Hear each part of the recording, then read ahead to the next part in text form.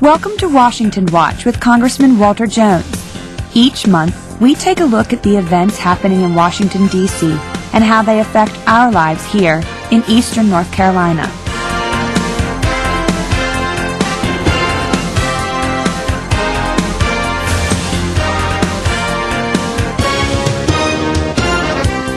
And now, here's your Congressman, Walter Jones. Welcome to the September edition of Washington Watch. Today's guest is a very dear friend of mine, and he and I share so many values of important values to the people of the 3rd District. My guest is Joe Pitts, who represents the 16th Congressional District in Pennsylvania. Since coming to Congress in 1997, he has been a staunch conservative and promoter of traditional family values. He not only serves as chairman of the Values Action Team, but also chairs the Fatherhood Promotion Task Force and the Religious Prisoners Task Force. In previous terms, he served on the Budget, Transportation, and Small Business Committees, as well as the Transportation Committee. Congressman Pitts now serves on the House Energy and Commerce Committee, where he is working to strengthen our nation's energy infrastructure. Before coming to Congress, he has been a teacher, an Air Force officer, a small business owner, and a state legislator. He also happens to be a father, a church elder, a stamp collector, and an artist. He and his wife Jenny have 3 children and reside in Connett Square, Pennsylvania, in a home that was built from scratch. Joe, thank you for being on this show today, and I know that in July on the Energy Committee y'all were debating the health care bill, and I just want you to talk about one issue, and that's your effort to try to remind people that the unborn are a gift from God. Thank you, Walter. It's a pleasure to be on the program with you. There is an abortion connection, unfortunately, with this health so-called reform bill. It's a hidden mandate because the word abortion is not mentioned in the bill. But we know from experience and many historical facts that if you're silent on the issue, the agencies and the courts will mandate abortion as a basic health care coverage. And so what they do in the bill is set up a mechanism, the Health Benefits Advisory Committee, that will establish the basic minimum standards for health care. And from the president on down, Secretary Clinton and all the pro-choice leaders, they've stated very clearly that they consider abortion as a basic health care provision. And what the commission does is to set a mandate on all insurance companies and plans in America that they must meet basic minimum health care standards or they will be fined. So, if you're an individual and you purchase an insurance plan, but you don't want to have insurance for abortion coverage, they fine you an additional 2.5% penalty because you don't have that. If you're an employer providing insurance, health insurance for your employees, and you don't have abortion coverage in your plans, they fine you an additional 8% tax penalty. So in effect, they're mandating this coverage on all premium payers, private insurance and public, and in the public plan, they require the subsidy of taxpayer dollars to pay for these abortions. This is similar to what happened in Medicaid. If you remember years ago when the Congress passed the Medicaid law, it was silent on abortion. Well, the agencies and the courts ruled that abortion had to be covered, and they were doing over 300,000 abortions a year with federal tax dollars before Henry Hyde offered his amendment called the Hyde Amendment. So now every year when we adopt the labor HHS bill, we have to pass the Hyde Amendment or we would pay for all those Medicaid abortions. And there are other connections with the bill too. I mean, this mandates access in every community in America. 87% of the counties in the country have no abortion clinic. But this mandate will require them to contract with people like Planned Parenthood to provide abortion access, abortion coverage in those communities that don't want abortion clinics. And there's no conscience protection. If you're a doctor or nurse, you have to participate in this. If you're a Catholic hospital, if you're an insurance provider, you have to participate. It's coercion, and it's an end run around the state laws that regulate, like parental notice or late-term abortions. 44 states have late-term abortion laws. This would be establishing what we call FOCA, Freedom of Choice Act, in the back door. So this is a bad provision. Well, Joe, I want to thank you and certainly Chris Smith. I mean, we all miss Henry Hyde, and he was such a leader in protecting the unborn. But I will tell you that you and Chris have really picked up the mantle. And on behalf of those of us who believe in protecting life, I want to say thank you for it. Well, it's a great honor, and you know, in politics, you have to be willing to die. Politically. That's true. This is one issue I'll be happy to die for. You know, protecting the right of these little unborn babies to live and prevent the wounding of these mothers. Absolutely. Because, you know, in every abortion there are two victims. One's the baby, one's the mother. One's dead, one's wounded. And we need to be sensitive and try to, you know, apply our laws in a way that will not only protect the unborn, but also protect and help these women who've gone through this horrible experience. Well, Joe, again, I want to thank you. I certainly, since I've been in Congress, have been a strong voter as it related to protecting the unborn, and will always be there to support you and Chris and others who are out front, and I plan to be there in your army, so to speak, to protect the unborn. Let's go now to the Value Action Team, because I have had many opportunities over the past few years to appear before the task force and to plead for the freedom in our pulpits, to the issue of the chaplains that we can talk about in a few minutes.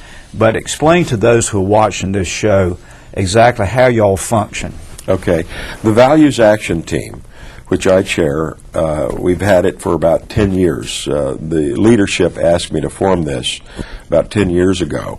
It's an inside-outside coalition of members, about 75 members, of which you're one, and outside groups. And there are about 50 outside groups. Groups like National Right to Life, Focus on the Family, Family Research Council, Catholic Bishops, Catholic Conference, Christian Schools, Concerned Women for America. A lot of even small groups are part of this coalition.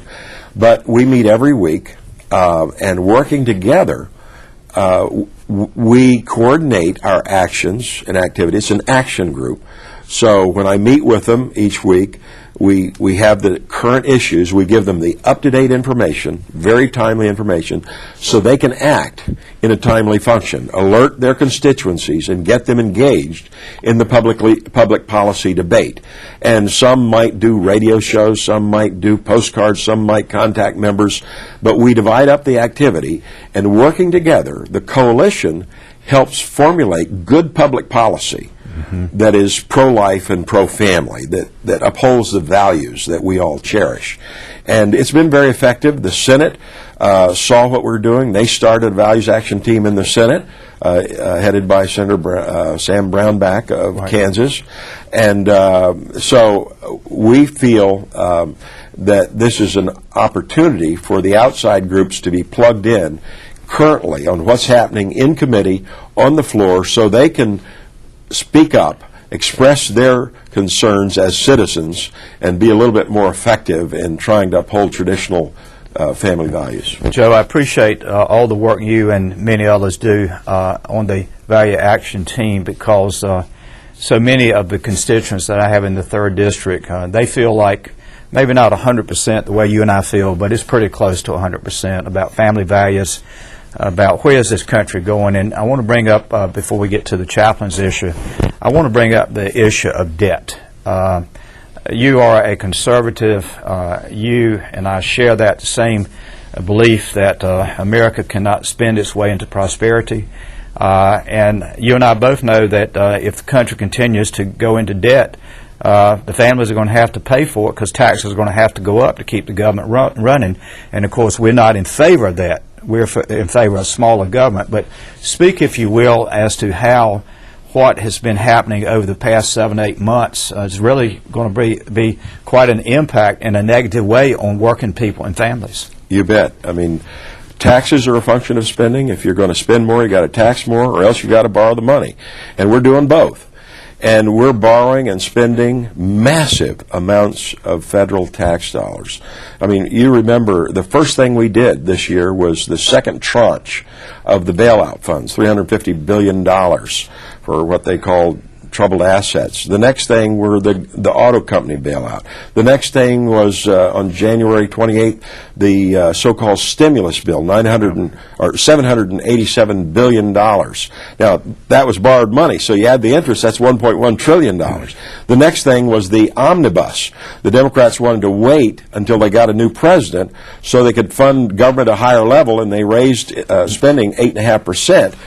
And that's the one that had the 8,500 earmarks in it, by the way, $410 billion bill. The next thing they did was the budget, which was $3.6 trillion a year. The next thing was a supplemental, $106 billion a year. I mean, we're spending massive. Cap and trade has a lot of spending. Health reform has a lot of spending. Massive amount of money. You know how much $1 trillion is? I mean, it's hard to conceive. But if you would have started a business on the day that Jesus Christ was born, and you lost $1 million a day, 7 days a week, from then until now, I said this when we passed the stimulus bill, you would still not have spent $787 billion. And we're talking trillions. I mean, what we're doing, I think John McCain said it right, we're stealing from the next generation. We're putting a mountain of debt on the next generation, our kids and grandkids. Somebody's going to have to pay for this. And it's wrong. Joe, it is wrong, and I appreciate you reminding me. I had heard that about the birth of Jesus Christ, and through to today, and we still wouldn't spend that much money. I don't know. It's been kind of, some of us were critical of the previous administration because we thought they were spending too much, and then the new president comes in, and within 7 months, he's spending way too much. So, well, the deficit this year is approaching $2 trillion. I think it's 1.84 or something on that order, and rising. Now, just for this year, more than the previous 8 years combined.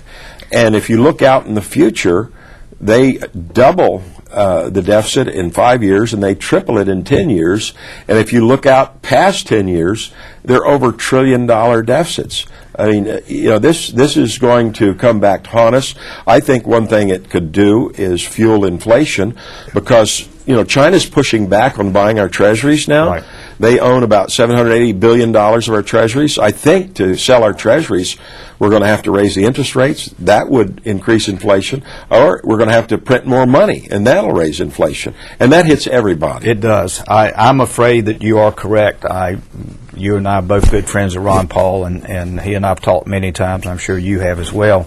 And that hyperinflation, it looks like it's right around the corner. I hope I'm wrong, and I know you hope you're wrong, but I don't know how you can avoid it when you are just out of control spending. It's just something that I never dreamed that I would be here when there was just such an out of control type spending.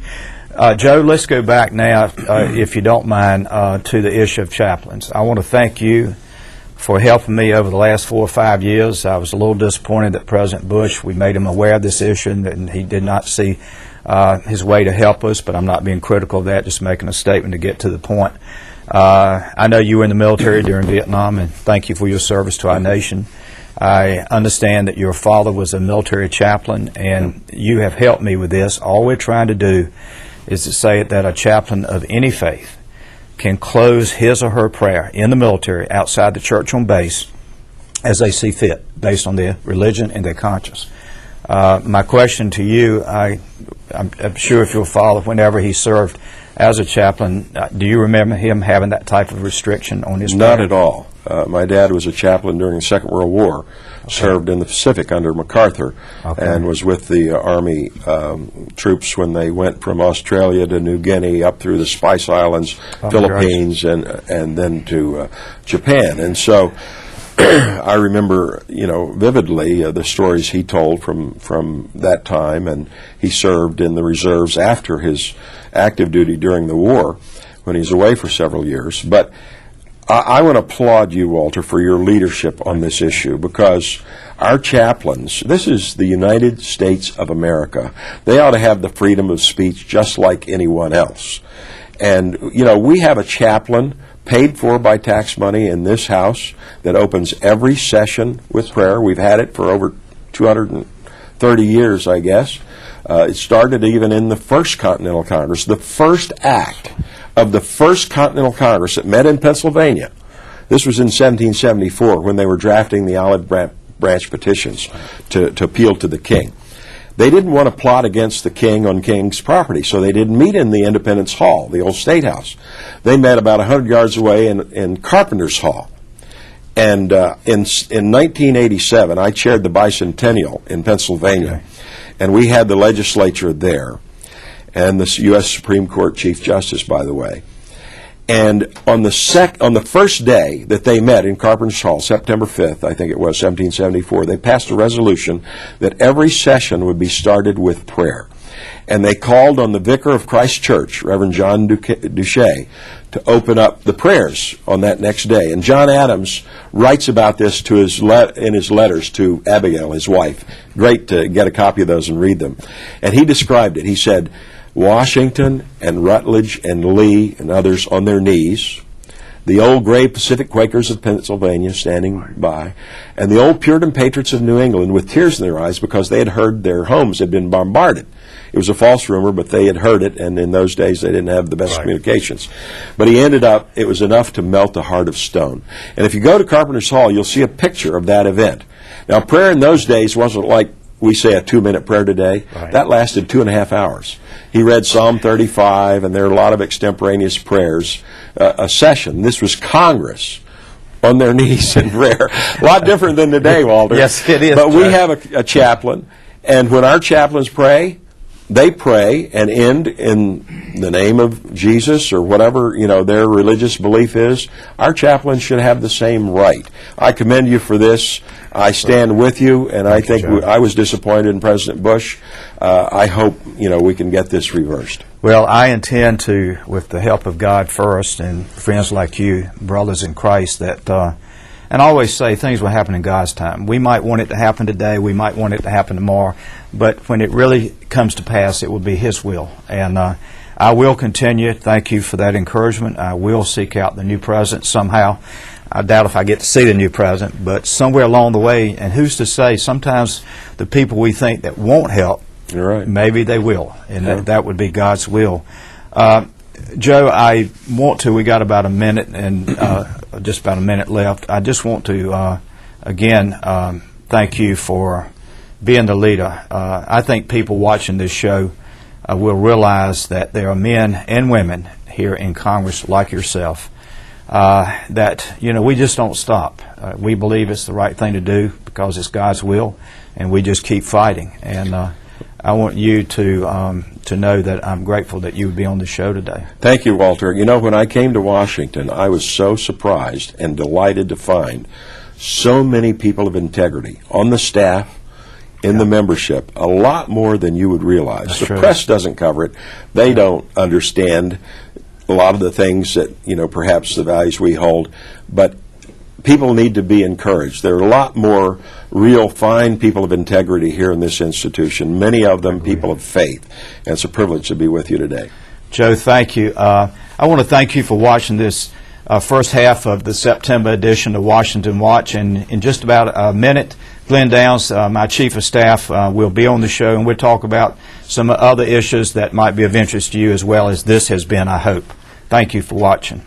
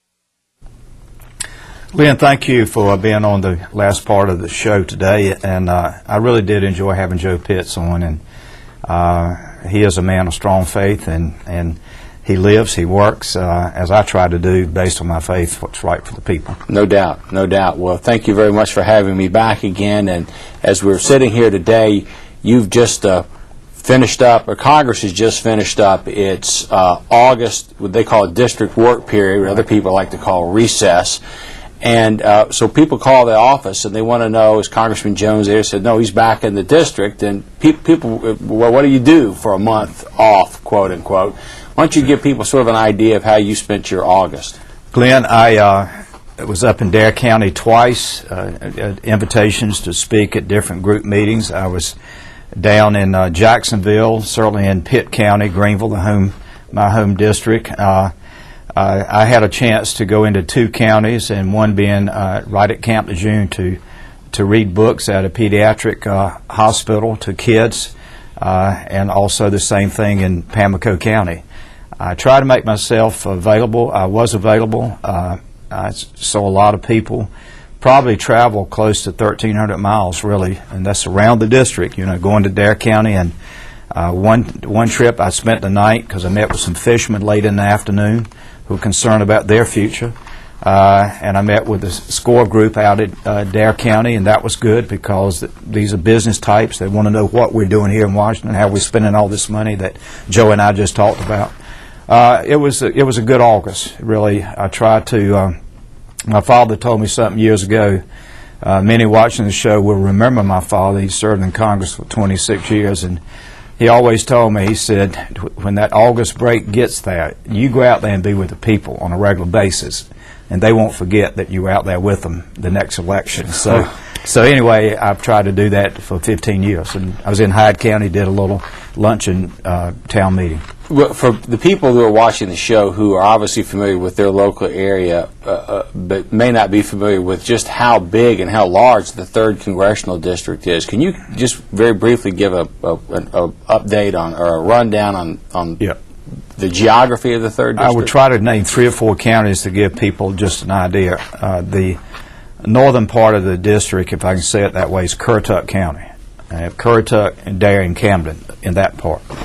Then if you go down to the, let's go to Onslow County, the home of Camp Lejeune, Jacksonville. That is in the district. And then we got an interesting situation in Nash County, where I was during the August break. It's divided into 3 congressional districts.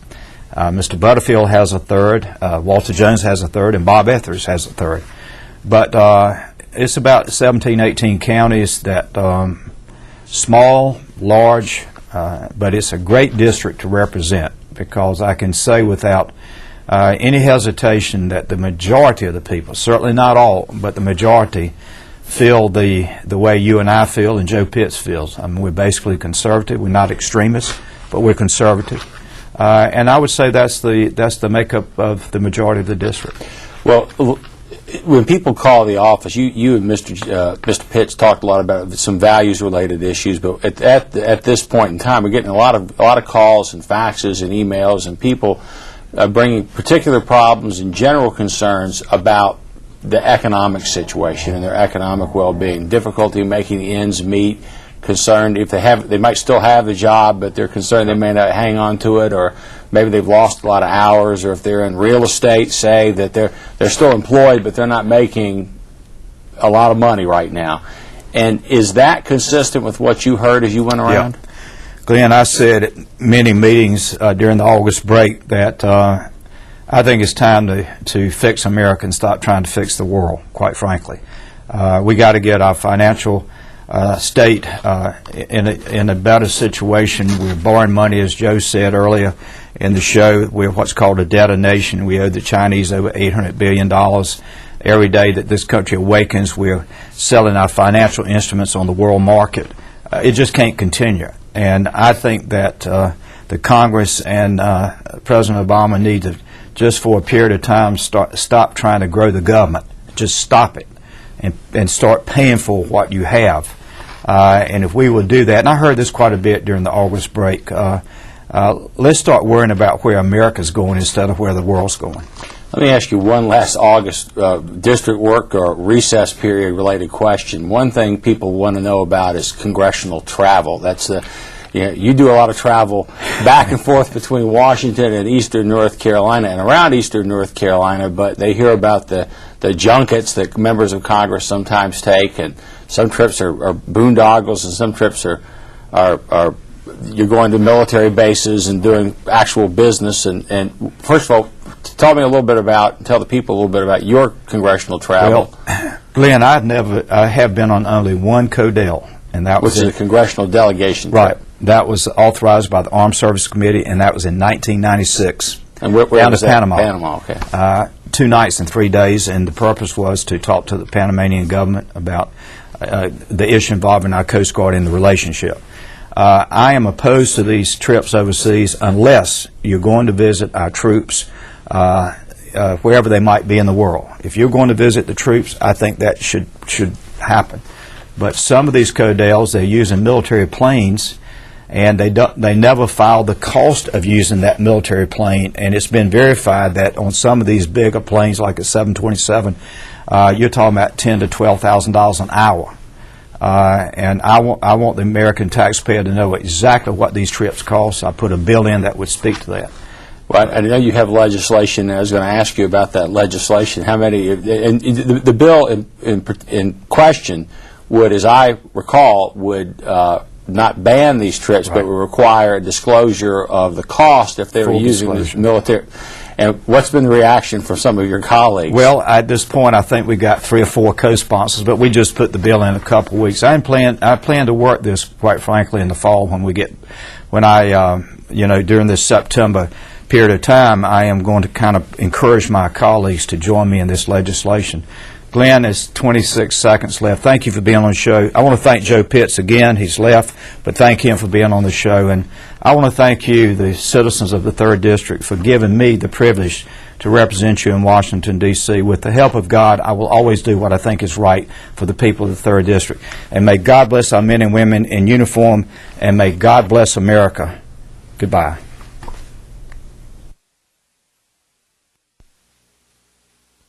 Thank you for taking the time to join us for Washington Watch.